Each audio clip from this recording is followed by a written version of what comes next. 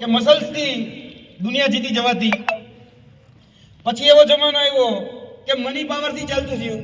હવે Barack Obama જ્યારે અહીંયા આવ્યા અને માનનીય નરેન્દ્ર મોદી સાહેબને મળ્યા ત્યારે કીધું કે આ સદી હવે શેની છે?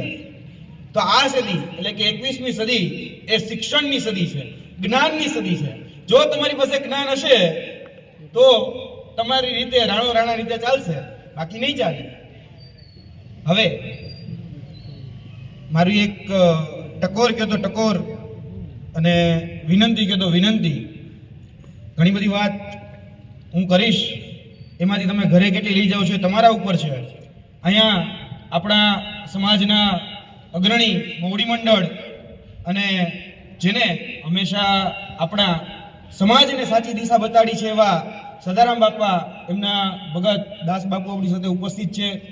તેની સાથે જ વર્તમાનમાં આપણા ધારાસભ્યશ્રી અને પૂર્વ કેબિનેટ મંત્રી અને પૂર્વ ધારાસભ્યશ્રી પણ આપણી સાથે ઉપસ્થિત છે.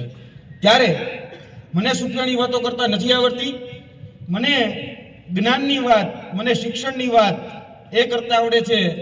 એટલે હું એક ચોક્કસ આ સમાજને ટકોર કરીશ કે જ્યારે રેલી તરફ જતી ભીડ એ લાઇબ્રેરી તરફ જતી થઈ જશે ને એટલે આ સમાજનો વિકાસ થઈ જશે. કે જે રેલી તરફ જે ભીડ જાય છે, જે ગાડરીઓ પ્રવાહ છે, એ ગાડરીઓ પ્રવાહ જે દિવસે લાઇબ્રેરી તરફ વળી જશે તે દિવસે આ સમાજનો વિકાસ પણ થઈ જશે.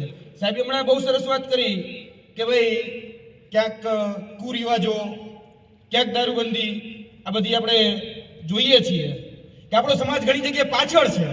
તો પાછળ રહેવાનું કારણ શું છે? એ પાછળ રહેવાનું કારણ છે શિક્ષણનો અભાવ. આ પાછળ રહેવાનું કારણ જે છે એ છે શિક્ષણનો અભાવ.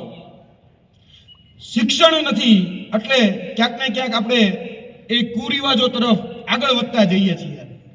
જ્યારે અમે આ બીજ વાવતા હતા, શિક્ષણનું બીજ હારીજમાં શા માટે વાવવું?